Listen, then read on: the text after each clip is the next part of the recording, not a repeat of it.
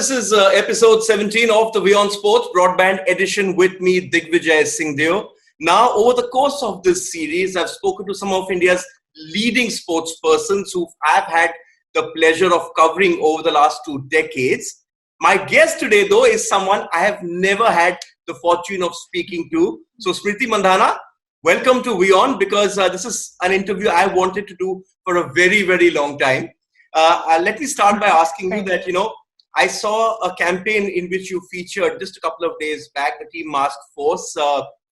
What does it mean for Indian women's cricket? Because all the stars of Indian cricket in that, you had former greats like Sachin Tendulkar, Saurav Ganguly, Rahul Dravid also there. And to have you, Mithali Raj, Harmanpreet Kaur also feature in that video is amazing, because I'm just going back 5 years in my career.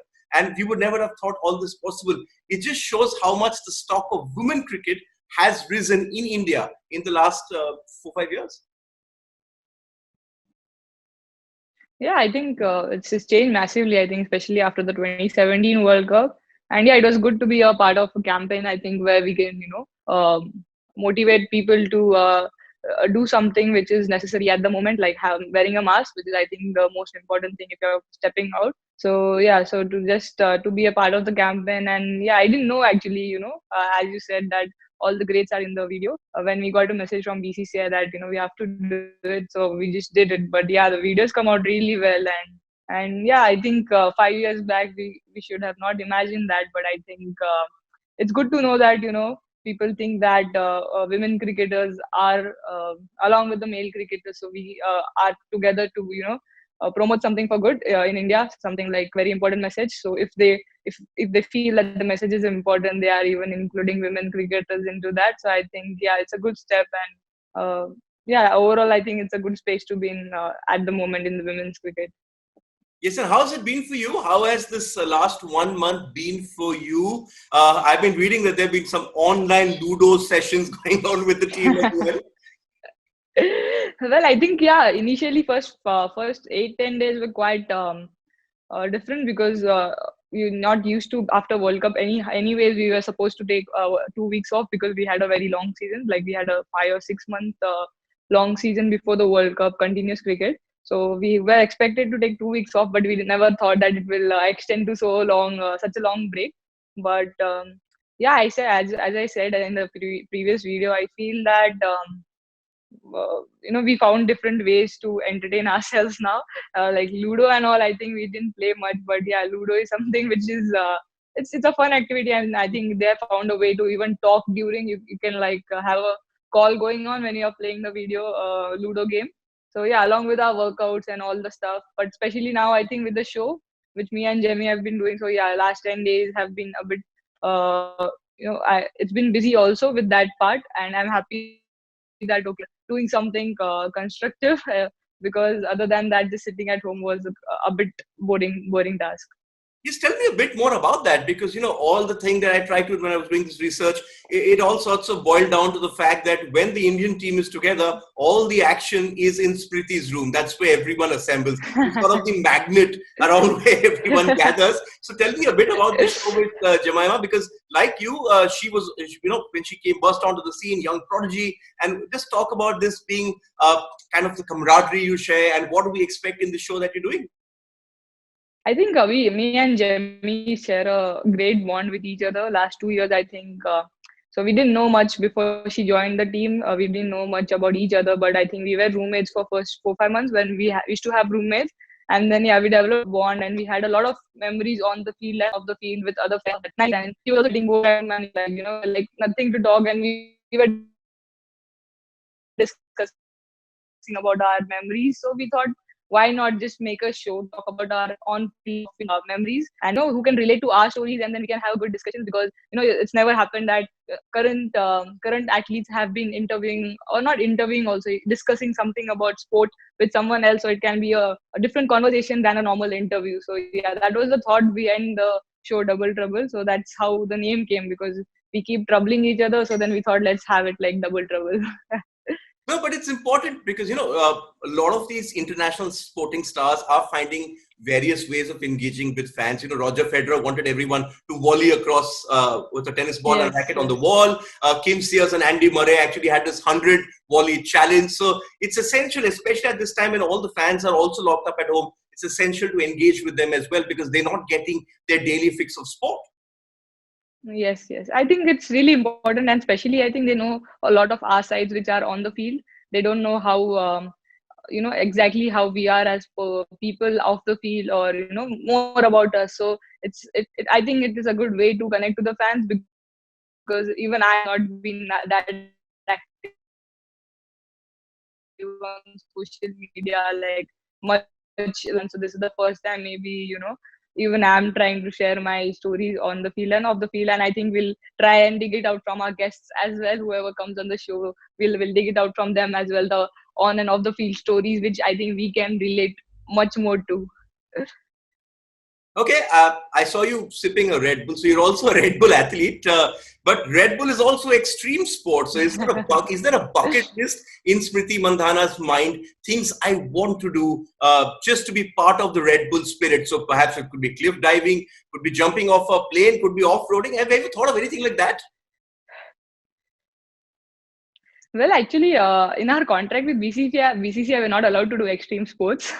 So that's a term which we cannot do. But yeah, there are a lot of stuff which Red Bull is been doing with like F1, and I would really be part of something in like F1 racing, and maybe just I think they have a very good performance center, with that, and have an experience in the along with all the Red Bull athletes, because Red Bull have, I think, all the top athletes in the world. So just to interact more with the athletes, I think that would be something which I'll get to learn a lot. So yeah, that's very exciting. And extreme sport, I'm not sure till I play, like till I'm playing. I don't think I can be diving from a plane at the moment. No, but when it comes to extreme, imagine the bowler on the other side who's bowling to you. She's also in the extreme sport because if she drops anything short or that, you would hit her either for a 4 or a 6. But talk to me about I love the way you play your cricket. It's very fearless. If the ball is there to be hit, you give it a hit. Just talk to me about your mental approach to an innings. Well, I think I like to keep it very simple, because I've tried complicating stuff with thinking too much before the match and thinking too much before batting. It has never worked. I've always got out. So it's just very simple, because when I feel that okay, I don't have like only 3 or 4 shots which I have to keep thinking about. So I can just react to the ball and play according to the ball. So why think much? So the mental preparation for me is just to watch the ball and play accordingly. It's when that is when I'm feeling the best about my batting. I'm just reacting to the ball, and the day I know that okay, I'm good batting feel, so that is the moment maybe I might tweak a bit with my preparations. But otherwise, when I'm in my good feel, I just go out there and think of timing the ball and just hitting it, like which whatever is in the slot. If it's a short ball, it's a pull. If it's or a cut, or it's a front foot ball, it's a cover drive or straight drive. That's simple as that. Okay, when I was growing up, when we used to play, not exactly at your level, we were told, see ball, hit ball. Best way to play cricket. But, Yeah. because we had this explosion of the COVID-19 across the world, everything is shut. It's sort of, dampened the entire euphoria of the Indian women's team's march to the final of the World Cup. It was a fantastic performance from your team. It's been a while now, but have you still managed to get over the hurt of being on the wrong side in that final, Smriti? Yeah, I think it was quite hurtful to, especially when the other team goes over the end. That's something, which hurts a lot as a team. So yeah, it took us like few days, but I think for me, it is like when I actually start thinking, okay, so this is what has happened, but now how can I get better as a cricketer? How can I work hard now, like in going forward? So when I start thinking that as a player, that is when I know that okay, I have moved on, and it's not moved on, but yeah, it's something I'm thinking to get better, and so that this thing again doesn't happen, because it's happened repeatedly for us, like maybe last 3 cups. So yeah, whenever it finishes or it ends, I always think what I did wrong, and what I couldn't do for the team, and how can I get better. So that is the way for me to move forward and just stop thinking about it, because I think if you keep thinking about it for a month and you don't actually do some constructive work, we are not going to be able to change it. So the whole approach for me is just to get better in head and whatever I can do in my work ethics. Okay, because the good teams, they always learn from adversity. They always sort of bounce back. And I was speaking to Pankaj Advani, one of India's premier champions, who's won 23 world titles. And he was telling me that sport gives you second chances. What we are seeing right now in life is life doesn't give you second chances. And that was a pretty sobering kind of an explanation to explain victory and defeat. Sorry, I didn't get the question. I said, Pankaj Advani was saying that, life doesn't give you second chances, but in sport, you sort of get second chances. So do you think that, the way the team performed, that is the positives you take? It's just a matter of time. You just got to be patient. And, there will be a time when you turn this into victory. Well, I think batting doesn't give you a second chance. You're out.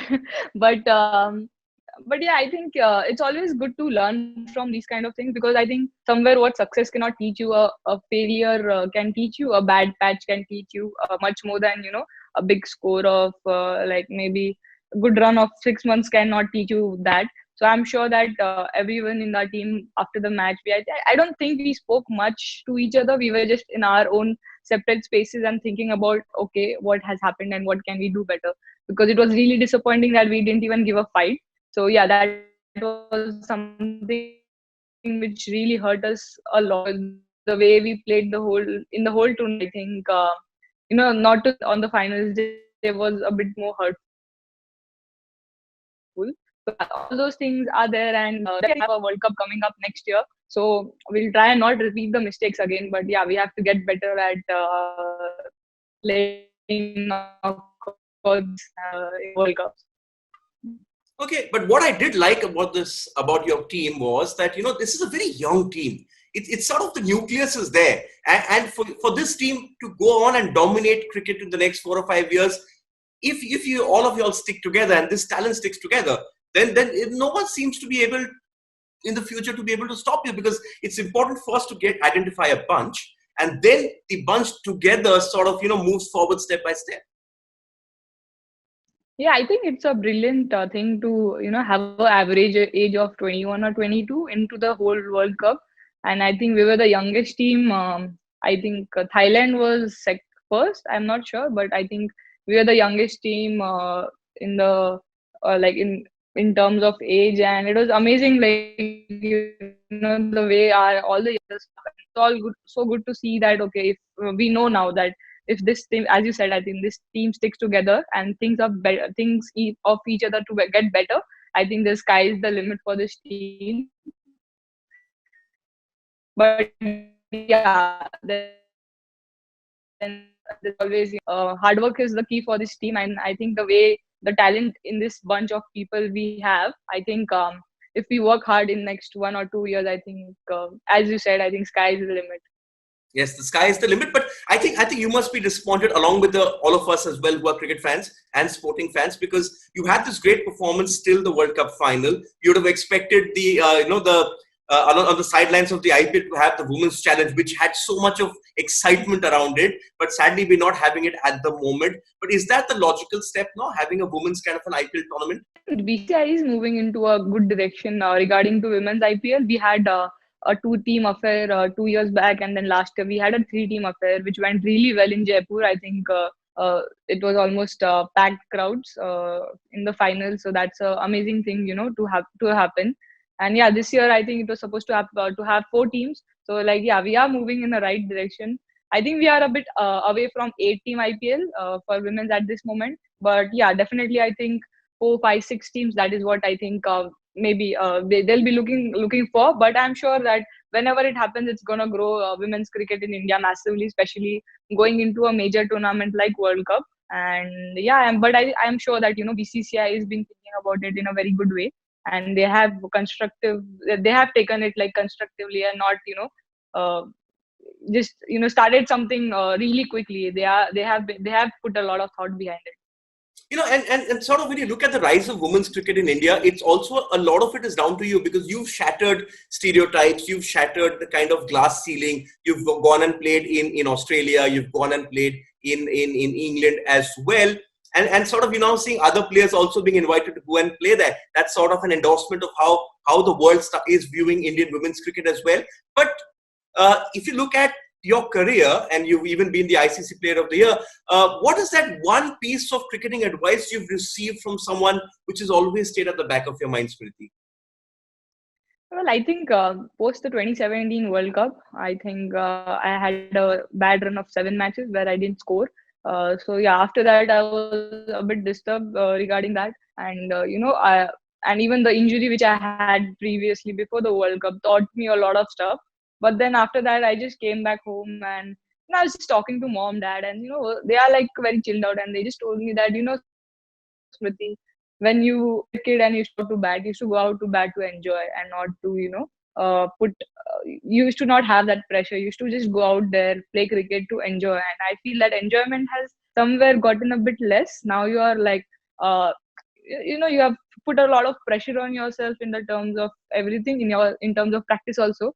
So the enjoyment part has gone a bit. So, so they explained me how I was as a kid, and something which I used to enjoy. I used to make sure I made it happen, and all of that sort, like what your mom and dad says. So I think that was the best bit of advice, because since then, whenever I go out to bat, whenever I try to practice, I just try to enjoy my batting. Even if it is not coming off well, I try and think, okay, wow, okay, it's okay. At least I'm able to bat. Especially with the injury, I was not able to walk for 3 months, so that was like, okay, at least I'm able to bat even if I'm not batting well. So I think that was a small advice which I received, but it actually changed my way of thinking. Okay, I'm running out of time, but I want to end this interview on an optimistic note. I don't want to end it on talking of injuries and bad form and whatever. Yeah. So my final question to you, Smriti, is that when this all gets over, when the world slowly limps back to normal, what's that one thing you're looking forward to doing? Batting. I think batting is something which gives, I think, it's just not a sport to me. I think it kind of makes me smile. It makes me live. It's a source of living. So balls, when I middle the balls, or I just hold the bat. I think it's an amazing feeling. It's a very different feeling to anything. I don't think anything can give me that feeling. So yeah, I've not been able to do that for a while. So that is one thing which I'm really looking forward to. Whenever everything gets well, first of all, I really hope that everything gets back to normal, and everyone, a whole world gets out of this pandemic. But yeah, whenever it happens, I think first thing I would like to do is batting. Okay, Smriti Mandhana, you've given us great joy. It's not just you enjoying the bat. Some of us cricket purists, for us, the sound of the ball hitting the center of the bat and going, it gives us a lot of joy as well. So hopefully you get that joy very soon. Hopefully all of us just get to enjoy life the way we had wanted, perhaps with a bit more restraint. Thank you so much for joining me. Wish you the very best. Hopefully you stay safe, you and the family and the rest of your team. And can't wait to see you and your merry bunch of cricketers back on the field again.